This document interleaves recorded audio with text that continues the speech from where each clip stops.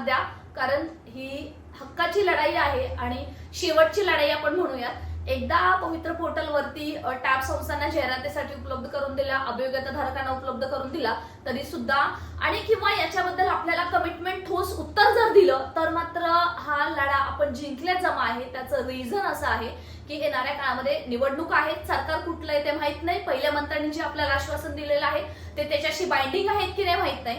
पवित्र पोर्टलद्वारे शालेय विभाग चांगलं काम करत आहे, त्याचं आम्ही समर्थन आहे, कौतुकास्पद त्यांनी आतापर्यंत काम केलेलं आहे, परंतु एवढ्या अगदी म्हणजे नाही का लास्ट स्टेजवरती आम्हाला या सर्व शालेय प्रशासनाचं सहकार्य हवं आहे आणि त्यासाठी आम्ही हे आंदोलनाचं नियोजन करत आहोत।